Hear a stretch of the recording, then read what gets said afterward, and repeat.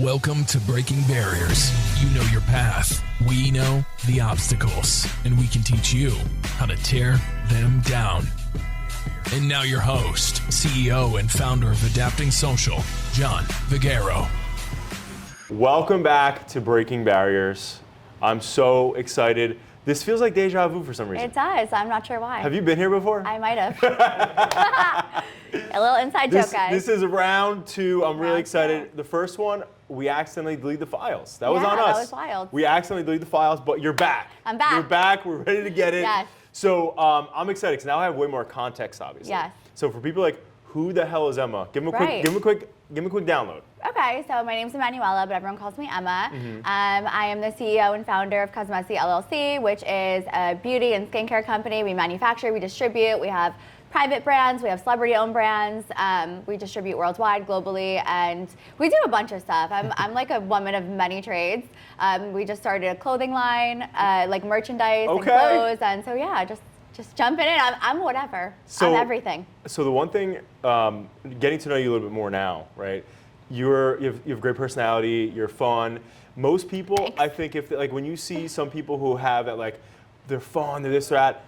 What's crazy about you, I think, is your range. Because I think when you're in business mode, you snap in. Oh, completely. And people, like, when you're out having fun, will be like, damn, she has that range. Like, she can go right into business mode. Yeah. So what made you first say, like, I want to start a business? Like, what were you doing prior to this business? So I kind of always knew I didn't want to be like the 9-to-5 job. I always kind of knew that. Growing up, I did well in school, but I was never really ambitious of like a goal. Like an A+ student or like a B? Yeah, I was pretty. Yeah, I was Because pretty C's up got there. degrees. C's got degrees. No, I was more of like an A- to B-.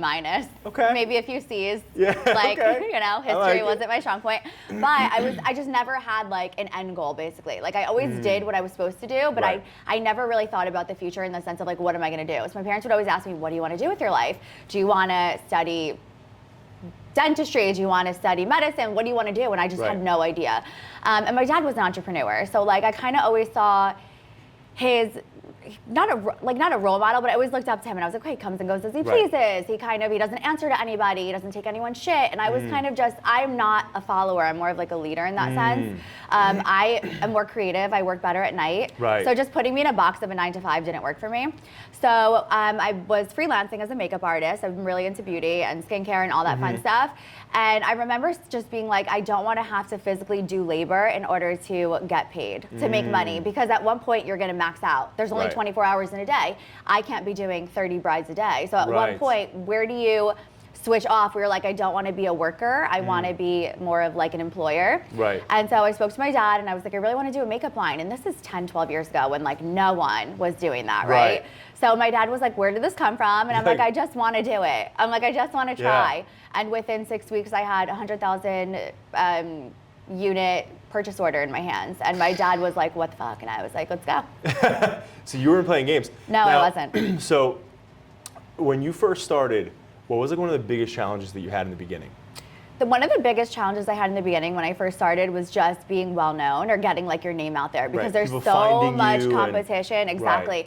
The thing where I want to say I got lucky. This was not calculated. It was not on purpose. Instagram was just starting at the time. So I first got on Instagram, like I had 12,000 followers on my beauty brand when Instagram just started. So I was kind of ahead of the curve in that sense. Now it's so saturated though. And so even now to this day, your biggest Well, there's a lot of pretenders out there too. Yeah, and it's hard because it's like, yeah, there's fake products. Everyone and their mom is making makeup lines at this point. So it's like, how do I differentiate my line as opposed to like the next person that's making a line? And I really think it's just everything you put behind it, all the products, the formulations, like the really hard work that goes into it. My lines, right now I'm working on a beauty brand with a celebrity. I'm not going to mention names yet. I will soon once it launches. But it's been 2 years in the making. So like we have been on this project for 2 years and it's still not launching until June. So like it's hard work. So it just depends. If you have the tenacity to go for it, then yeah. But if not, then you're probably going to fail because the business is cutthroat, especially the beauty industry. Right. Yeah. And so you also work with your husband. I sure do. And this is what's it called? Husband-wife duo today out here. We got multiple podcasts with that. But so a lot of people, so when we put out to our, our fan base that you were going to be on, that was one of the bigger questions that was asked, like how do you work with your significant other? Yeah. So how have you guys made that work? Because sometimes you'll see people, actually probably close to 90% of relationships that are in business, and my wife's my CFO for our companies, but like, how have you and Rob figured out like what works for you guys so that you're working well, your marriage is good, your family life is good, and everything else? So we definitely have certain rules that we follow. When we go to work, honestly, we don't even really talk to each other or see each other because he's doing his thing and I'm doing my thing. Obviously, we come together at points during the day to like discuss things, but we really keep it moving at work, and we have different roles. At work, obviously, I am the one in charge, I am the one making the moves, but at home, it completely switches. When we go home, I am like in wifey mode. I don't want to, I want to be pampered, I want you to make me dinner, like I am like completely, I go from like boss to like wife real quick, and I think that really keeps the balance. Also, I think it's good as long as you're not on top of each other. Like if you're working together constantly, you just have to have a harmony and a flow with it. And we've been together for so long. Me and Rob have been together since I was 22 and I'm 36 now, or 23 and I'm 36. So we just know each other. Obviously, I don't recommend it to everyone. I have heard stories of people being like, I cannot work with my significant other. It could be a plane crash. It could be a plane crash. However, if you guys are both mature enough and you have the same mindset of like, this is business and it's not, me and Rob talk about business very separate than we talk about everything else. At home, we don't discuss business unless after the kids are in bed and then we're like working. But we don't really discuss business unless we're working. Yeah, like we don't bring it into our bed. We don't lay down and be like, so what do we do tomorrow? Like, we try very much to like when we're home, we turn off. Yeah. That's really good for you because like literally I was having a conversation with Jordan and Kim, and it's funny because Jack and I, it's like the complete opposite, right? Like, we found our harmony, right? But like, I'll be in bed and she'll be like, "Hey, I have a payroll question for you." Oh. And I'm like, "Wait a second." I'm like about to fall asleep. I know. She's like, "I have a billing question." I'm like, "Dude." I'm like, "Can you call me tomorrow at 9 a.m.? I'm like, "Let's do this during like when we're gonna be working." But obviously it's different for everybody, right? But it's really cool that you guys have found that, and so. I think the advice you gave is so solid. Like, doing what I do for 17 years, I worked with a lot of different owner-operators. And I will never forget probably the ugliest one I've ever seen. It was a company that essentially manufactured RVs. Wow. And it was a really cool business. They did like super, super insane luxe RVs. Nice. And anyway, so husband, wife, and anytime you were in a room with those two, you could feel the tension. Oh, no. And it was like, and they hated each other. Yeah. And then they got divorced. And they both still work together. Oh. And then they wound up tearing the business apart.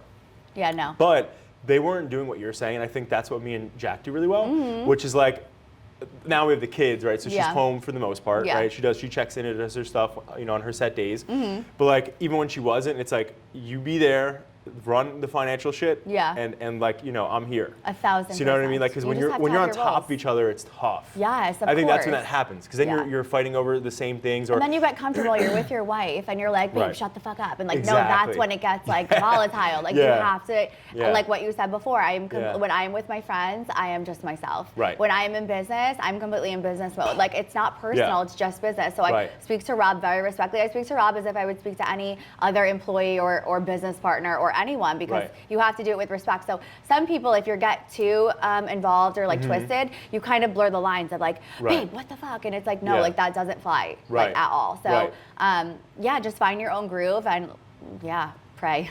Just fucking pray, right? Just fucking pray. So now your father obviously played an influential role in your development as an entrepreneur and whatever else. And the last time we spoke, you kind of talked a little bit more about that. But so for people listening now, like, what would you say the biggest impact your dad has had on you, just in general when it comes to business? Oh, absolutely. He believed in me. He believed in me. He was the only freaking one outside of Rob, was the only one who believed in me. Every single one of my friends at the time, which will make sense that they're not my friends anymore, they would literally be like, what do you know about it? What do you know about makeup? What do you know about formulas? What do you know about this? And I'm like, I can learn, guys. Like, I'm not dumb. Like, I'm a smart girl. So they're putting their own self-doubts on you. So I was like, and then my dad's like, why can't you do it? Well, who said you can't do it? Go fucking do it. And I was like, well, fuck him. And I said, yeah, literally, my dad, Carm, I love you, Carm. He is my ride or frickin' die. Like, I could literally do like shit so out of left pocket, and he'll be like, you did it, own it, and and speak for yourself and say why you did it, and That's it. And he literally believed in me. And Rob as well. Like, I was freelancing and I would come home crying every day and just be like, I'm so exhausted. These 4 a.m. call times are just not for me. Like, I'm not a morning person. Right. And I was like, I really want to start a makeup line. And Rob was like, fucking do it. And I was like, okay. And that's all I need. So to have all your best friends be like, what do you know about that? Right. What do you know about that? And to have your husband and your dad be like, do it. And now look where I am. I would probably still be freelancing or working at Cheesecake Factory. Like, I would probably be, I used to waitress. What's your favorite cheesecake? Oh my God, Reese's. Reese's? Reese's. I like the s'mores one. The s'mores is good too. Yeah, they're like 1,100 calories, you guys. They're terrible. Oh my God. They're like they're 2 so meals. bad for you. But when I used to work there, I would bring them home and like eat them. Oh God, just disgusting. Was Rob slamming them too? Oh, I don't remember. No, I think this was pre-Rob. Oh, it was pre-Rob. This was like college days. Yeah, this was pre-Rob when I used to waitress. VR before Rob. Yeah. Oh yeah. VR.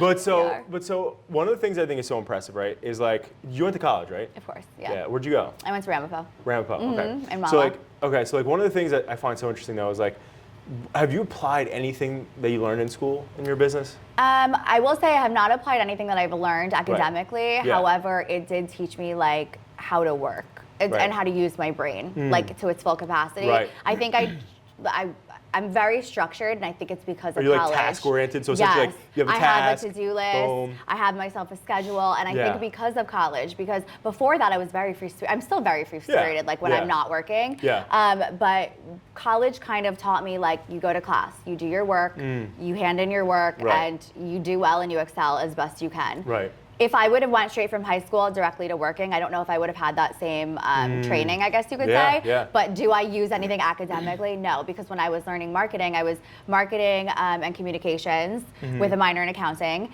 And when I was learning that, we were talking about billboard marketing. We were talking about like guerrilla marketing. Traditional. We were talking about putting stickers of your logo all across New York. And yes, so obviously the idea is still there. How do you go to mass amounts of people with little effort? Right. But it's not the same. I wouldn't be able to use anything that they taught me, essentially, I really like that. It's really interesting because like I didn't go to college. Okay. And so like I love asking that question because like a lot of times all my friends who did go, like I'd go visit them, I'd go party with them and stuff. Of course. And I'm like, this is great. Rob from Rutgers. Rob didn't go to college. Everyone's like, I remember Rob from Rutgers. I'm like, Rob didn't go to Rutgers.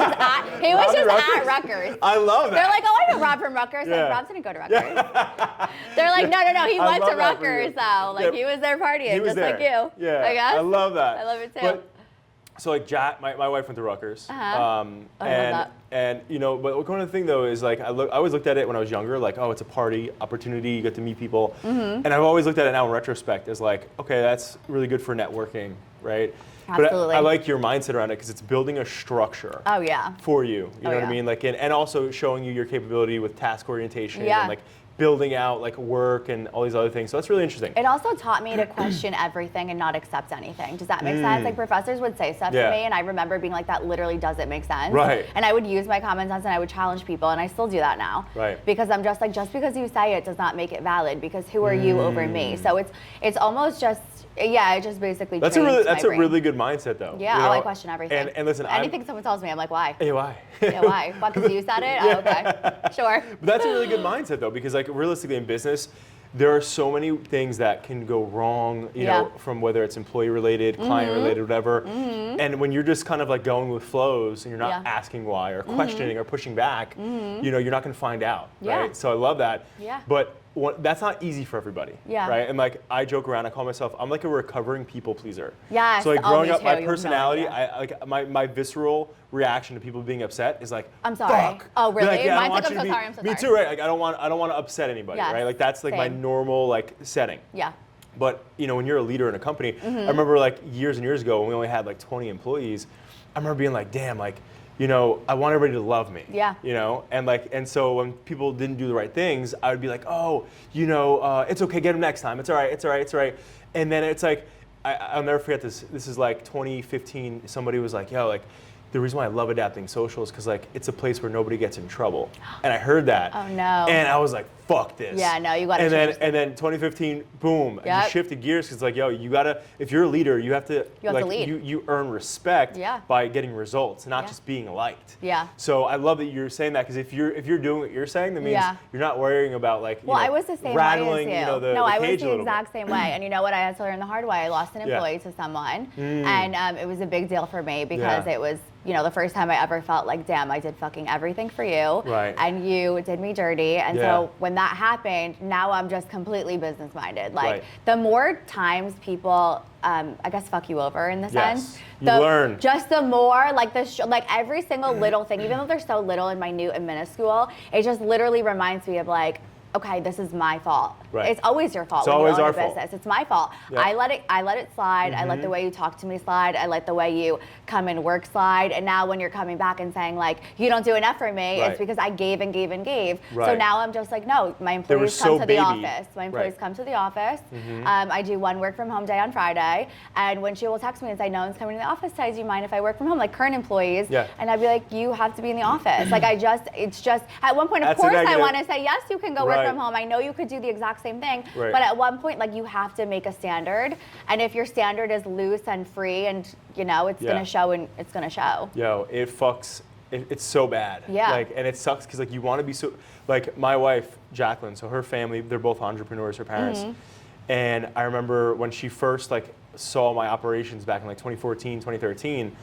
I was like boys with everybody at my office. I loved everybody. We were going to happy hours. Of course. I was getting fucking drunk with people and shit. And she's like, you got to stop treating your team like friends. Yeah. And I'm like, no, what do you mean they're my family? Yeah. And then I was at a startup event in New York, and there was a company back in the day called Plated. They were like early version of like Jamie. But like, but so anyway, but the founder was there and he wound up selling for like $2 billion or something crazy. And I was asking him advice. He was the only advice I'd give somebody like you, who's at your phase, who's like under 20 employees, is like, I told my wife, oh, everybody's my family, everybody's my family. He's like, but when Plated almost went belly up and I couldn't pay everybody, guess who dipped out real quick on me? All your family. Everybody dipped on me, right? Like, pace. No, literally, right? yes, of course. And then that wound up happening to me, right? And this is a lesson for anybody listening here that's early phase in their company.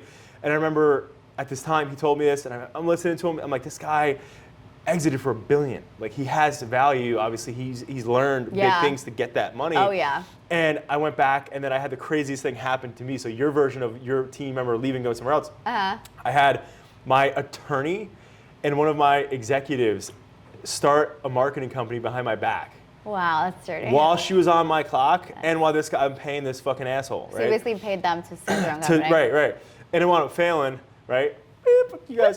But nonetheless, But nonetheless, though, my lesson though was like, I was like, yo, because like, I was like, that person was at my house. Yeah. Like, I went to their house. I was like, I was throwing money to everybody and shit.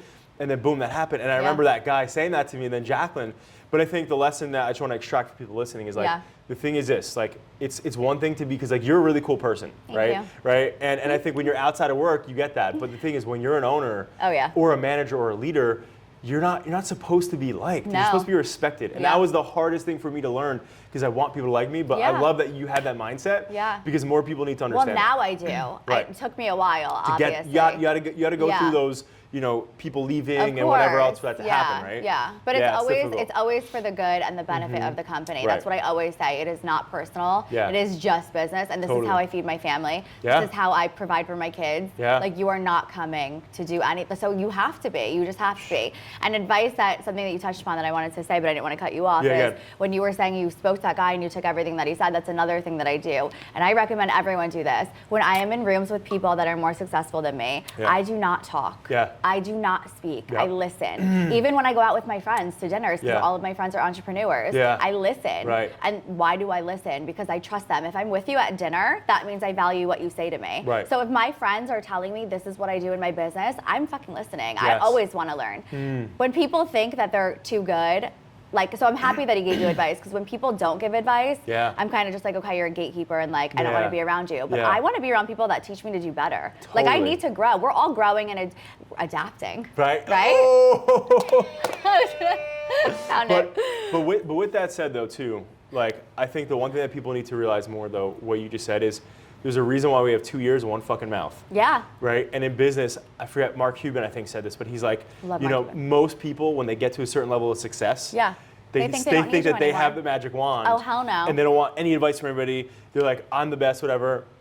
And I think when you have what you're saying, that like you have no ego. No. And you're open. I want people to teach me. I'm like, please tell me. Tell me what I'm doing wrong. Please correct me. Yeah, you gotta be like a student of life. Yes, and absolutely. business, because you're always gonna learn one thing from people. And I say this all the time. So like one of our like board of advisors, who's like a mentor, I cold emailed this dude like back in like 2018. I love a cold email. Yeah, and this dude literally, he exited his business. He was the sole owner of it. Amazing. For $2 billion.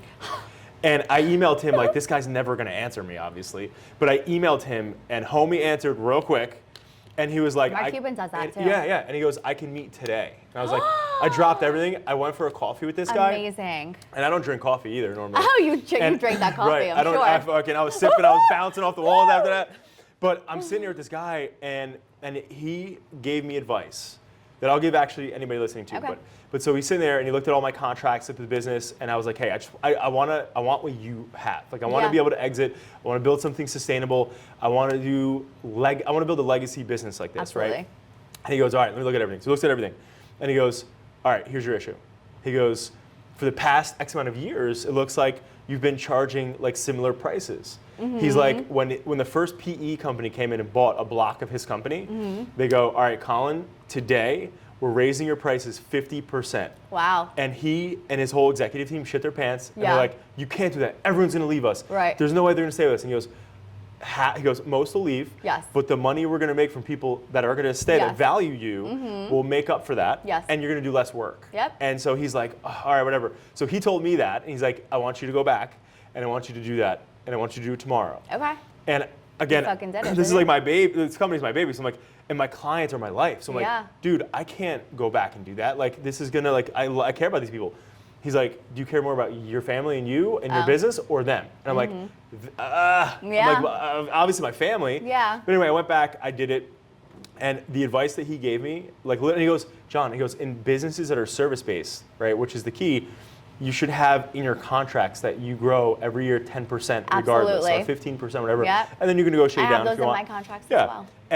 And so I did that, and I'll never forget that lunch, and this happened in 2019, made another like 15 million for us just by doing that. Yep. And I was like, holy shit, that was a $15 million lunch. Yeah. Right? So back to your point, it's like you have to get in front of people who have been where you want to go. Absolutely. And I think that's the thing that I learned the most. And Ray Dalio says this, he has a book called Principles, but in the book, he talks about how business and life are like a jungle, right? There's things that want to kill you, there's things that are going to hurt you, Oh, yeah. you're going to go the wrong way sometimes, to follow your back. But the whole point is that there are people who have been through that jungle already. Yeah. And if you find those people, they can mentor you. you won't die, or you might not Absolutely. die that soon, or they're going to help you through the jungle. So Yeah. anyway, don't like I had so many times where I thought like these people wouldn't answer me, and they did. Yeah. You know, so take that shot. Go out there Yes, and do that. literally take that shot. You know, Take it. So now, are we able to talk about the?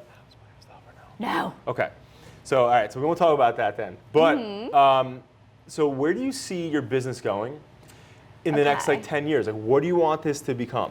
Yeah, so I definitely want to build a legacy, the same that you said. Yeah. I want to have something tangible to pass down to my kids. I don't know if I'm looking for an exit, because like, what else am I going to do? I mean, yes, I could start a new startup, and but I don't know. I think I'm very comfortable having this as like my family business, passing it down to my kids, and letting that be their legacy, and having them figure out what they want to do with it. Yeah. So really, we're very e-commerce based, and we're beauty subscription based. So we sell in subscription boxes and on marketplaces online, and we're on all the major marketplaces. So now we're looking more into retail. So we're kind of expanding into our retail space. We just partnered with brokers that actually the one that owns the company sold or exited to L'Oreal. So I trust them immensely, and I'm looking forward to the future. But yeah, that's my plan, is to expand more brands. Okay. And yeah, even outside of Cosmesi, like the merch that we're doing for small businesses, I'm really into that as well. So my brain is just, I have to like always go. Like I like starting new projects. But that's exciting though, you know, like, yeah, very exciting. And also it's funny, like I got this question, I remember when I was younger and I didn't have a business, people would be like, oh, you know, retirement, like I could never imagine retiring. No, my dad I don't know what I would do. He's like, what do I do? Do I just like go to Florida and like rot? And I'm like, no. Okay, you better keep freaking working, Dad. Right. I need you. You're my accountant. Yeah, you better stay here. You gotta stay, sir. So, all right, so we're getting close to the end here. So I'm gonna ask you 2 difficult questions. Okay. One's a little more spicy, and one's mild. What do you want first? Spicy. Okay, spicy. Give it to me. I like it. I'm nervous. So one thing I like though the reason why I like that you said that is because I've been asking that question since 2016 to hundreds of entrepreneurs, and I would say 95% of them say, give me the hard one first. Yeah, always. Which is just obviously a character of entrepreneurs, so I love that. You fit the mold. Always. So, all right, so, you know, when you think about, you just said it earlier, but about, you know, your business and maybe potentially leaving it to your kids. And legacy is one of those things where it's like, it's tricky, right? You think about it like where your feet are planted here today in Point Pleasant, forward, and what you're gonna like leave behind, what you're gonna be remembered by. And there's only one thing that will supersede your kids, their kids, Rob going to Rutgers again this year, you know, whatever's happening next, right? Right. And so that's your gravestone. So if you were to, of course, paraphrasing, right? But if you were to write that today, right, and your great-great-grandkids were sitting here looking at this gravestone, what would they read? Loyalty and love. So elaborate on that for me. Just loyalty to the business, to the family, to my friends, and just love, because I'm just a happy person. Like, I want to spread love and joy. I love it. That's how I want to be remembered. I want to be remembered as a loyal bitch who didn't do anyone dirty, didn't snake anyone, and I want to be remembered as a lover, not a fighter. Like, I'm just happy. I think spreading joy is really important. I think if you don't have anything nice to say, you shouldn't say it at all. I'm just one of those people that I genuinely feel energy is like important. And if you bring me a negative energy, I just business, personal, it doesn't matter. Like, I do not care. Just, I exit. See you later. Yeah.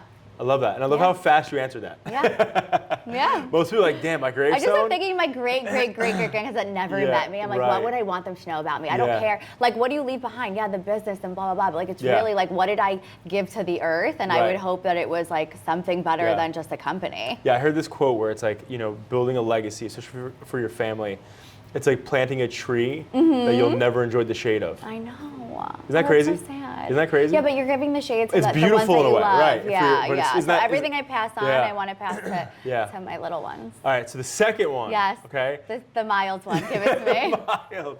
So out of all of your years in business, when you think about like resilience, has there been any like, and hopefully you have an original Emma quote, right? But has there been any quotes or adages or anything like that that stand out to you when it comes to resilience that you like love? Resilience. Okay.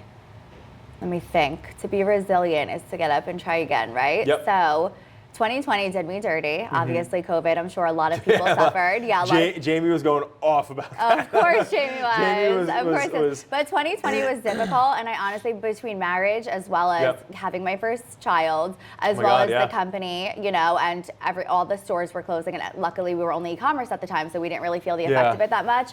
However, if I learned anything of how to be resilient, it was if I could get through 2020, I could get through anything with my husband, with my career, with my business, with my finances. So it's just you have to go through those times in order to come out better. So I don't regret the struggles I had, but of course everyone struggles. I mean, it would be ridiculous to sit here and be like everything's perfect all the time. Absolutely not. Because it's obviously absolutely not. Of course, everyone goes through highs and lows. It's just what you do with it when you are at low. Do you give up or do you come back? Keep going forward. And I came back. Boom. All right, Emma, where can they find you? This is where you plug the biz. Okay, so any product, marketing, skincare, makeup, if you want to find me, you can do CosmesiLLC.com. If you want merch, I will beat any of your prices. I don't care. Show me an invoice. Pizzerias, whatever. If you need merch in bulk, it's sandcastletoyshop.com. Boom. And does quantity matter? Quantity doesn't matter. So you can do single to anything. I'll do anything. That's good to know. I love that. So call me, call Rob. So we'll need you then too. Yeah, hell yeah, we'll do merch. Right. I could do those little shirts. That's what I'm saying. Yeah. All right, cool. Let's go. Thank you. Good shit. Thank you for having me.